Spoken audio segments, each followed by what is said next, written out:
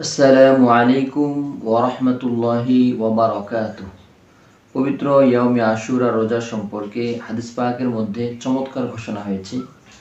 ফাকাদ ওয়ারাদা ফীহি আন ইবনে আব্বাস রাদিয়াল্লাহু তাআলা আন্না রাসূলুল্লাহ সাল্লাল্লাহু আলাইহি ওয়াসাল্লাম قدم المدينة فوجد اليهود صيام يوم عاشوراء فقال رسول الله صلى الله عليه وسلم ما هذا اليوم الذي تصومونه فقالوا هذا يوم عظيم أنجلنا في موسى وقومه وغرق فرعون وقومه فصامه موسى شكرا فنحن نصومه فقال رسول الله صلى الله عليه وسلم نحن أحق أولى بموسى منكم فصام رسول الله صلى الله عليه وسلم يوم عاشوراء وأمر بصيامه।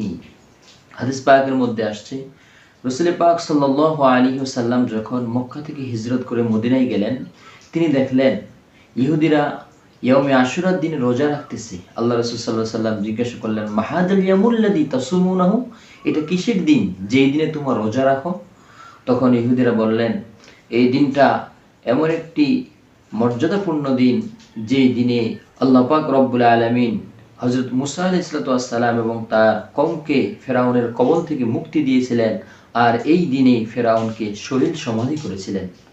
এই শুকরাতান স্বরূপ হযরত মুসা আলাইহিস সালাম এই দিনে রোজা রাখে এবং আমরাও এই দিনে রোজা রাখি। আল্লাহ রাসূল সাল্লাল্লাহু আলাইহি সাল্লাম তখন বললেন, নাহনু আহাক্কু আওলা বি মুসা মিনকুম, এই দিক থেকে আমার ভাই মুসার প্রতি আমার বেশি হক রয়েছে।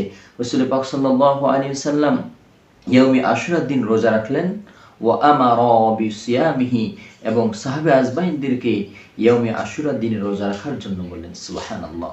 অপর একখানা হাদিসের মধ্যে আসছে ইবনে আব্বাস রাদিয়াল্লাহু তাআলা আন, তিনি হযরত আব্বাস রাদিয়াল্লাহু ইবনে আব্বাস রাদিয়াল্লাহু তাআলা আন থেকে বর্ণিত, তিনি বলেন রাসূল পাক সাল্লাল্লাহু আলাইহি ওয়াসাল্লাম আশুরার দিন রোজা রাখলেন। ক্বালা হিনা সামা রাসূলুল্লাহ সাল্লাল্লাহু আলাইহি ওয়াসাল্লাম, আল্লাহ রাসূল সাল্লাল্লাহু আলাইহি ওয়াসাল্লাম ইয়াউমে আশুরার দিন রোজা রাখলেন এবং সাহাবীদেরকে রোজা রাখার জন্য বললেন।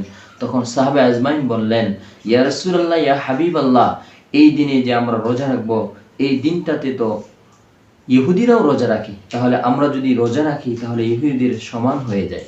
আল্লাহ রাসূল সাল্লাল্লাহু আলাইহি ওয়াসাল্লাম তাদের জবাবে এটা বললেন, লা ইম বাকিতু ইলা কাবিলিল আসুমান্না তাসে, আমি যদি আগামী বছর পর্যন্ত বেঁচে থাকি ইয়াউমে আশুরার দিনের সাথে 9 তারিখের রোজাটাও রাখবো ইনশাআল্লাহ।